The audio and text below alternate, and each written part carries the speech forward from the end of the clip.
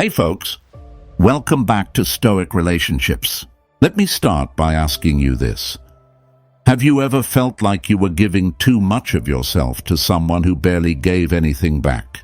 You find yourself overthinking their words, analyzing their actions, and constantly wondering what you could do to win their attention or approval. It's exhausting, isn't it? And deep down, you know it's not worth it. But here's the thing. Learning how to stop caring isn't about becoming cold or indifferent. It's about protecting your peace and understanding the psychology behind why we care so much in the first place. You see, caring isn't inherently bad. In fact, it's one of the most beautiful parts of being human. But there's a difference between caring from a place of strength and caring from a place of fear or need. The problem arises when we tie our self-worth to someone else's opinion or actions. That's when caring turns into over-caring, and over-caring becomes obsession. Folks, that's where the cycle begins. A cycle where they hold all the power, and you're left feeling smaller with every unanswered text, every cold response, every sign of disinterest. So, why do we care so much about people who don't reciprocate? The answer lies in psychology. People who are emotionally unavailable, manipulative, or just plain indifferent have a way of creating an imbalance in relationships. They keep you guessing, which triggers a part of your brain that craves certainty. Instead of walking away, you try harder, thinking that if you just care enough, they'll finally notice or appreciate you. But the harsh reality is, the more you care, the less they value it. It's not fair, but it's how the human psyche works. And folks, the first step to breaking free from this cycle is understanding it. Here's where it gets powerful. When you stop caring in the way they expect, it flips the dynamic completely. Suddenly, they're no longer the center of your world, and that shakes them. Why? Because many people thrive on the attention of others. It feeds their ego and reinforces their sense of importance. When you take that away, you're not just protecting your peace, you're reclaiming your power. And that, my friends, is the first step toward true freedom. But stopping the cycle doesn't mean shutting off your emotions entirely. It's about redirecting them toward things that truly matter. Your purpose, your values, and your own well-being. This video is all about helping you do just that. We're going to dive deep into 7 transformative steps that will not only teach you how to stop over-caring, but also how to rebuild your confidence and focus on what really matters. First, we'll explore why putting your purpose first changes everything. Then, we'll delve into mastering the art of not caring, where you'll learn how detachment isn't indifference, it's empowerment. From there, we'll uncover why rejection is redirection and how to see closed doors as opportunities for growth. You'll discover the value of focusing on the journey, not just the result, and how mastering the power of now can free you from the weight of overthinking. We'll also talk about the importance of respecting yourself first, and why being authentic is the ultimate form of strength. By the end of this video, you'll have the tools to break free from the cycle of overcaring and take back control of your emotions and your life. And folks, let me remind you, this isn't about becoming cold or uncaring. It's about becoming stronger, more focused, and more aligned with your true self. Marcus Aurelius once said, "The happiness of your life depends upon the quality of your thoughts." When you learn to redirect your care toward yourself and your purpose, you elevate the quality of your thoughts and your life. So, stick around, because we're about to uncover the psychology behind overcaring and show you how to turn it into a strength. All right, folks, let's get started. Number 1, put your purpose first. Hey folks, let's kick this off with one of the most powerful ways to stop overcaring, putting your purpose first. This isn't just about being busy or distracting yourself. It's about realigning your life around what truly matters to you. When your purpose takes center stage, the things that used to consume your energy and attention naturally start to fade into the background. Let's be honest. When we care too much about someone who doesn't reciprocate, it's often because we've shifted our focus away from ourselves. Instead of prioritizing our goals, dreams, or growth, we end up investing that energy into someone else's validation. And folks, that's not just draining, it's unsustainable. But here's the good news. The moment you decide to put your purpose first, you take the first step toward reclaiming your power. So, what does it mean to put your purpose first? It starts with asking yourself a simple yet profound question. What do I want out of life? Maybe it's building a career you're passionate about, deepening your relationships with supportive people, or simply creating a sense of inner peace. Whatever it is, your purpose should be the compass that guides your decisions, not someone else's opinions or actions. Let me share a quick story. A friend of mine went through a breakup that left her feeling lost and overly focused on what her ex thought of her. She realized she had been neglecting her own passions, writing and painting, because she was so caught up in trying to make the relationship work. After the breakup, she made a conscious decision to redirect her energy toward her creative pursuits. And you know what? Not only did she rediscover her sense of self, but she also built a thriving career doing what she loves. By putting her purpose first, she transformed what felt like a loss into a powerful gain. Here's the thing, folks, when you put your purpose first, it doesn't mean you stop caring altogether. It means you start caring about the right things. It's about shifting your priorities from external validation to internal fulfillment. And when you do that, something magical happens. You become less concerned with what others think or how they react, because your sense of worth is no longer tied to their approval. Instead, it's rooted in your own progress and growth. Now, you might be wondering, how do I figure out what my purpose is? Great question. Start by identifying the activities or goals that make you feel alive and fulfilled. Think about the moments when you felt the most aligned with yourself. Was it during a creative project, helping others, learning something new? Your purpose doesn't have to be grand or world-changing. It just has to resonate with you.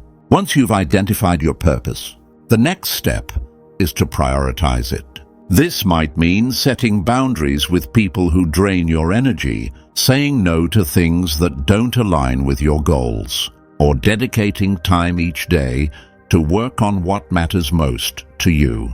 Remember, folks, putting your purpose first isn't selfish, it's essential. When you're grounded in your purpose, you show up as the best version of yourself, not just for you, but for everyone around you. Stoic philosophy offers some incredible insight here. Marcus Aurelius once said, "You have power over your mind, not outside events." Realize this, and you will find strength. This wisdom reminds us that our purpose and peace come from within, not from the opinions or actions of others. When you focus on what you can control, your goals, your mindset, your growth, you create a life that's aligned with your values, regardless of what others do or say. And let's not forget the ripple effect of putting your purpose first. When you're passionate and focused, it inspires others to do the same. People are drawn to those who are confident in their path, not those who seek constant validation. By living your purpose, you not only improve your own life, but also set an example for those around you. So, folks, as we wrap up this first step, I want to challenge you. Take a moment to reflect on your purpose. What's one thing you can do today to prioritize it? Maybe it's setting aside time for a project you've been neglecting, reaching out to someone who inspires you, or simply journaling about your goals.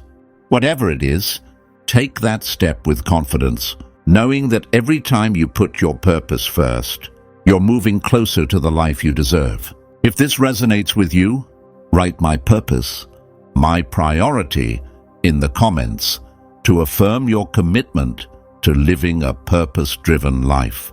And stay with me, folks, because the next insight is going to take this journey even deeper. Let's keep going. Number 2, mastering the art of not caring. Hey folks, let's get into something that sounds simple but can be life-changing. Mastering the art of not caring. Now, before you roll your eyes or think, "Easier said than done," hear me out. Not caring doesn't mean shutting off your emotions or becoming indifferent to everything. It means being selective about what and who deserves your energy. It's about focusing on what truly matters and letting go of the rest. And trust me, folks, this is an art worth mastering. Let's start with why we care so much in the first place. It's human nature to want connection, approval, and belonging. But here's the kicker. When we tie our sense of worth to how others perceive us, we end up giving them power over our emotions. Every ignored text, dismissive comment, or lack of appreciation feels like a blow to our self-esteem. That's when caring crosses the line from natural to destructive. Folks, this is where the art of not caring comes in. Not as a way to disconnect, but as a way to protect your peace. So, how do you master this art? First, let's redefine what not caring really means. It's not about being cold or detached. It's about recognizing the difference between what's within your control and what's not. You can control your actions, your mindset, and your priorities, but you can't control how someone else behaves or feels about you. Marcus Aurelius, one of the great Stoic philosophers, said it best. You have power over your mind, not outside events. Realize this, and you will find strength. The art of not caring begins with this realization. Let me ask you this. Have you ever wasted hours, or even days, obsessing over something someone said or did? Maybe it was a comment that hurt you, a silence that felt like rejection, or a decision you didn't agree with. And what did all that caring accomplish? Did it change the situation? Or did it just leave you feeling drained and frustrated? The truth is, caring too much about things outside your control only steals your energy and peace. When you master the art of not caring, you take that energy back. Here's an exercise to help you get started. The control audit. Whenever you find yourself overthinking or overly invested in someone's actions, ask yourself 2 questions. Is this within my control? And is this worth my energy? If the answer to both is no, it's time to let it go. This practice might feel awkward at first, but over time, it becomes second nature. You'll find yourself naturally prioritizing your peace over unnecessary worry. Another key to mastering this art is setting boundaries, not just with others, but with yourself. For instance, if you know that checking someone's social media triggers feelings of insecurity or frustration, set a boundary to stop doing it. Or if you find yourself replaying conversations in your head, gently remind yourself that what's done is done. Boundaries aren't about shutting the world out. They're about creating space for what truly matters. Let me share a story. A friend of mine was constantly worrying about what her colleagues thought of her. She'd replay meetings in her head, second-guess her comments, and feel anxious every time someone didn't respond the way she expected. One day, she decided to try something new. Instead of overanalyzing, she focused on doing her best and letting go of the rest. At first, it was tough. Those old habits of caring too much didn't disappear overnight. But the more she practiced, the freer she felt. And guess what? The less she cared about others' opinions, the more confident and authentic she became. Now, folks, Mastering the art of not caring doesn't mean you'll never feel hurt or disappointed again.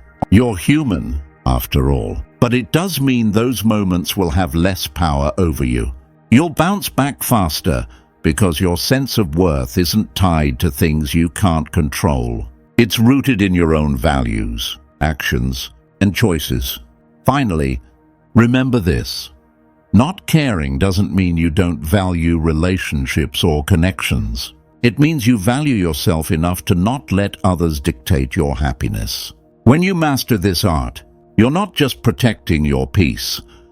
You're creating a life where your energy is spent on what truly matters.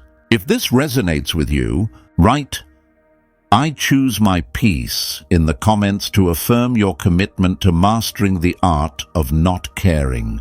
And folks, if you're enjoying this journey, don't forget to hit that subscribe button. There's so much more to uncover. And the next insight will change the way you see rejection forever. Let's keep going.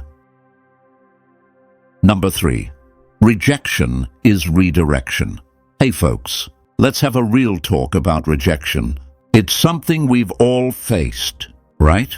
That gut-wrenching moment when someone says no, when an opportunity slips through your fingers, or when someone you care about simply walks away. It hurts, it really does. But let me ask you this. What if rejection isn't the end? What if it's life saying, "Hey, you're not supposed to go this way. There's something better ahead"? Here's the thing about rejection. It feels personal, doesn't it? Like it's a judgment on who you are or what you're worth. But, folks, let me remind you, rejection is rarely about you. It's often about timing, circumstances, or someone else's inability to see your value. Think about that for a second. Does it make sense to tie your self-worth to someone else's limited perspective? Of course not. And when you shift your mindset to see rejection as redirection, suddenly it's not about loss, it's about opportunity. Let me paint a picture for you. Imagine you're driving down a road, thinking it's the only way to get to your destination.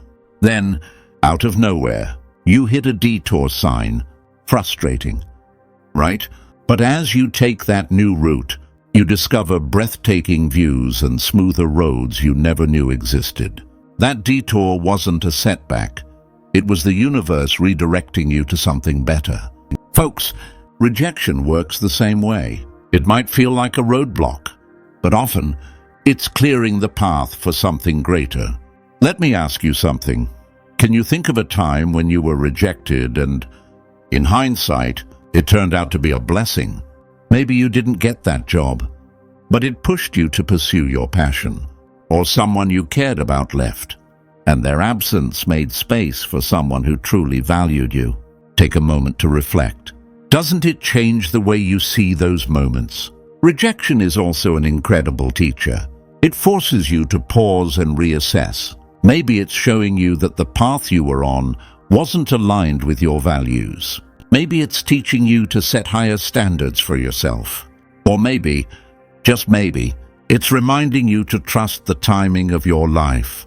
Folks, when you embrace these lessons, rejection stops being something to fear and starts becoming something to learn from. Now, I know it's easier said than done. Rejection stings, and it's okay to feel that pain. But here's what I want you to remember. Don't let that pain define you. Let it shape you. Use it as fuel to move forward. You're not the sum of your setbacks. You're the result of how you rise from them. And let me tell you, folks, you're stronger than you think. Here's a simple mindset shift that can help. Instead of asking, "Why is this happening to me?" try asking, "What is this teaching me?" This single question changes everything. It takes you from feeling like a victim to stepping into your power. Because rejection isn't rejection, it's redirection. It's life saying, "Not this way, but there's another way. Keep going." So, folks, the next time rejection comes knocking, don't let it break you. Let it guide you. Let it push you toward the opportunities, relationships, and experiences that are truly meant for you. Write, "I'm ready for redirection," in the comments if this resonates with you. And if you're enjoying these insights, make sure to hit that subscribe button so you don't miss out on the next part of this journey. Trust me, the best is yet to come. Now, let's move on to the next insight.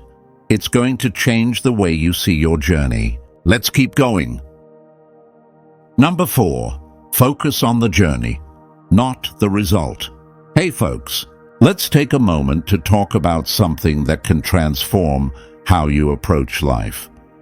Focusing on the journey, not the result. It's easy to get caught up in outcomes, isn't it? Whether it's winning someone's approval, achieving a goal, or proving something to yourself, we tend to believe that success lies in the destination. But here's the truth. The process, what happens along the way, is where the real growth and freedom exist. Now, let's tie this back to the bigger picture of the video. How to stop caring about them. Think about it. How much of our caring is rooted in the need for a specific result? Maybe you want someone to notice you, value you, or come back into your life. When you're laser-focused on that result, everything else, your happiness, your growth, and even your peace, gets put on hold. Folks, that's not living. That's waiting. Let me ask you this. When was the last time you truly enjoyed the process of working towards something without obsessing over the outcome? If you can't remember, don't worry, you're not alone. Many of us have been conditioned to believe that the end justifies the means. But here's the problem. When you focus only on the result, you set yourself up for disappointment. What if the outcome isn't what you expected? Does that mean everything you did along the way was worthless? Of course not. The journey itself holds the value. It's where you grow, learn, and discover your strength. Imagine this. You're running a marathon. You're so fixated on crossing the finish line that you ignore the cheering crowd, the sense of accomplishment with each mile, and even the strength in your legs carrying you forward. By the time you reach the end, you're too exhausted to enjoy it. That's what happens when we prioritize results over the journey. But when you shift your mindset, everything changes. You start appreciating the small wins, the lessons learned, and the resilience you build along the way. Here's where this ties directly to the title of the video, How to Stop Caring About Them. When you focus on the journey, you stop giving all your energy to what they think, what they'll say, or whether they'll respond the way you want. Instead, you start valuing the process of building yourself back up, discovering what brings you joy, and reclaiming your peace. That's the ultimate freedom, not being tied to their reaction, but being fully invested in your own growth. Let me share a quick example. A friend of mine was in a situation where she desperately wanted closure from someone who had walked out of her life. She spent months replaying conversations, hoping for an apology, or at least some acknowledgement of what she had been through.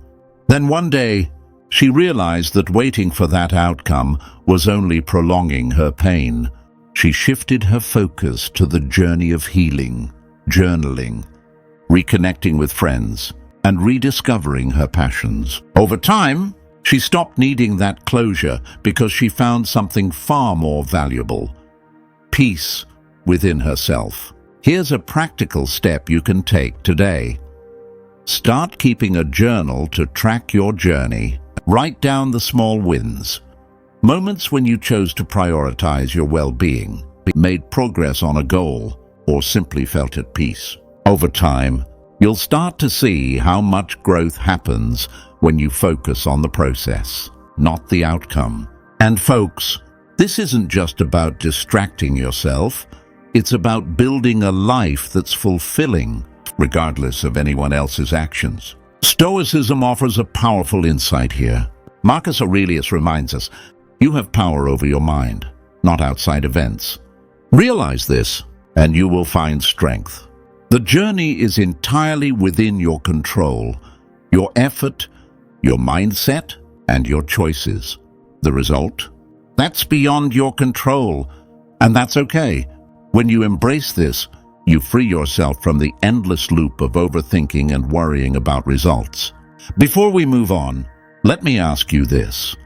What part of your journey are you most proud of right now? It could be something as simple as setting a boundary, trying something new, or choosing to prioritize yourself. I'd love to hear your thoughts. Share them in the comments below. And folks, if you're finding these insights helpful, hit that subscribe button. There's so much more to uncover, and the next step will shift your entire perspective on time and presence. Let's keep moving forward together. Number 5. Master the power of now. Hey folks, let me ask you something. What does now feel like to you? Not tomorrow, not yesterday, just this moment. Take a second. Are you fully here, or is your mind somewhere else? Most of us don't realize it, but living in the present isn't something that comes naturally. It's a skill, a powerful one, that can transform the way you live your life. And mastering it? That's how you take back control. Let's approach this differently. Imagine your thoughts as a messy, overstuffed closet. There are boxes labeled "What They Said Last Week," shelves filled with "What Ifs," and a pile of clothes tagged "What I Should Have Done Better." It's chaotic, isn't it? Now, think of the present moment as opening a window in that closet. A fresh breeze comes in, clearing the dust and letting you breathe freely. That's what mastering the power of now feels like. It's not just about mindfulness. It's about decluttering the noise in your head. Instead of telling you what's wrong with living in the past or future, let's flip this. What if I told you that by focusing on now, you unlock something extraordinary? The now isn't just a moment. It's where all your choices and actions happen. It's where you actually live. And here's the catch. The more you live in the present, the less power the past and future have over you. Think about that. Here's a way to approach it practically. Let's play a little experiment. Wherever you're sitting right now, pause for a moment. Look around. Feel the surface beneath your hands. Hear the sounds in the background. For 10 seconds, do nothing but notice. No judgment, no overthinking, just observing. Feels different, doesn't it? That's you grounding yourself in now.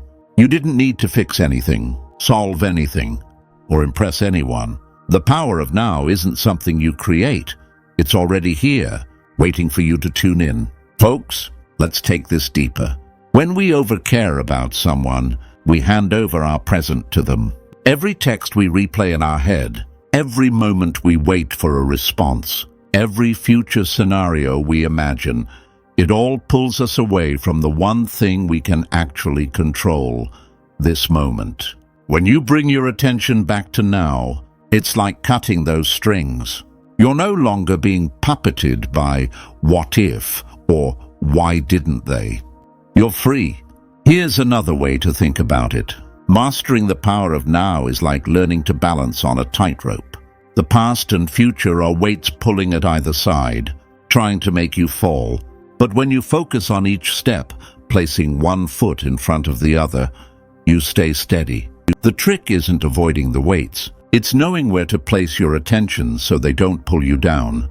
Let's talk application. What's something small you can do today to reclaim the present? Maybe it's putting your phone away during a meal, taking a walk without headphones, or simply noticing your breath when stress creeps in. Mastering the now doesn't require a grand gesture. It starts with small, intentional actions. And folks, the more you practice, the easier it gets. Suddenly, you're not just living for what might happen. You're living fully right here.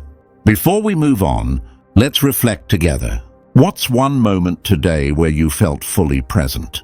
Maybe it was a laugh with a friend, the taste of your morning coffee, or even just sitting quietly with yourself, share it in the comments. Not just because I want to hear it, but because someone else reading it might need that inspiration too. If this resonates with you and you're ready to embrace the power of now, make sure to subscribe. There's more coming, more ways to reclaim your time, energy, and peace. But for now, let's stay grounded in this moment and keep moving forward together. Number 6, respect yourself first. Hey folks, let's have a heart-to-heart about something fundamental: respecting yourself first. It sounds simple, doesn't it? But think about this. How many times have you put someone else's needs, opinions, or feelings above your own? How often have you let someone else's behavior dictate how you see yourself? If we're being honest, most of us have done this far too often. But here's the truth. If you don't respect yourself first, you can't expect others to respect you either. Let's unpack this together. Let's start with a reality check. Respect isn't something you earn from others. It's something you establish with yourself. It's about setting the tone for how you're willing to be treated, both by others and by yourself. Folks, if you constantly compromise your values, ignore your needs, or accept less than you deserve, you're sending a clear message. My feelings and boundaries aren't important. And guess what? The world will take that message and run with it. But how do we fall into this trap of putting others first? It often starts with good intentions, caring for someone, wanting to maintain harmony, or avoiding conflict. Over time, though, it can snowball into people-pleasing, self-sacrifice, and even neglecting your own well-being. Sound familiar? If so, don't worry, you're not alone. Recognizing it is the first step to breaking free. Here's where this ties back to the bigger picture of the video: how to stop caring about them. When you respect yourself first, you stop over-investing in people who don't value you. You stop waiting for their approval, their validation, or their attention to feel worthy. Instead, you build your self-worth from within. And that, folks, is one of the most liberating shifts you can make. Let me paint a picture for you. Imagine you're at a party and you've been standing near the snacks, holding a plate of food no one else wants. You keep offering it to people, hoping someone will take it, but they just walk past you. How long would you stand there before you realize you deserve better? That's what life feels like when you wait for others to respect you before you respect yourself. The moment you put the plate down and walk away, you reclaim your power. So, how do you start respecting yourself first? It begins with boundaries. Boundaries aren't walls, they're gates. They let in the right people and keep out the wrong ones. Think about one area of your life where you've been letting others overstep. Maybe it's a friend who constantly takes without giving, or a partner who disregards your feelings. What would happen if you said, "This doesn't work for me"? Boundaries aren't selfish, they're necessary. Another aspect of self-respect is how you talk to yourself. Be honest. If someone else spoke to you the way you sometimes speak to yourself, would you tolerate it? Probably not. Yet, we often allow our inner critic to run wild. Folks, respecting yourself means being your own biggest supporter, not your harshest judge. Start noticing your self-talk. Replace harsh words with kindness, and you'll see a shift in how you feel and how others treat you. Now, let me share a quick story. A friend of mine used to bend over backward for a group of friends who rarely reciprocated. She was always available, always accommodating, and always drained. One day, she decided enough was enough. She started saying no to things that didn't align with her priorities and spent more time focusing on her own growth. Guess what?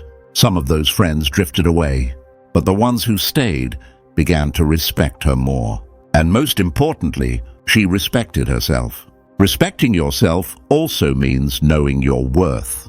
Think about this. How often do you settle for less because you're afraid of losing someone or something? Maybe it's staying in a relationship that doesn't fulfill you or accepting less credit than you deserve at work. But folks, when you respect yourself, you don't settle. You realize that losing what doesn't serve you is a gain, not a loss. Before we wrap up, let me ask you, when was the last time you truly prioritized yourself? When did you say, "This is what I need, and I'm not apologizing for it"? If it's been a while, maybe it's time to start. Respecting yourself first isn't about shutting others out. It's about inviting yourself in. Here's a little challenge. Take one step today to respect yourself more. Maybe it's setting a boundary, treating yourself kindly, or walking away from something that doesn't serve you. Share your step in the comments. I'd love to hear it. And folks, if you're finding this journey helpful, don't forget to subscribe. The next insight is about authenticity, and trust me, you won't want to miss it. Let's keep moving forward, together. Number 7, be authentic, not a performer. Hey folks, let's talk about something that hits close to home for a lot of us. Authenticity. How often do we find ourselves putting on a performance for others, hiding parts of who we are, or playing a role just to fit in? It's exhausting, isn't it? Yet so many of us do it because we think that's what we need to be liked, accepted, or even loved. But here's the truth. Being authentic, unapologetically yourself, is not only liberating, but it's also the foundation of true confidence and meaningful relationships. Let's start with a simple question.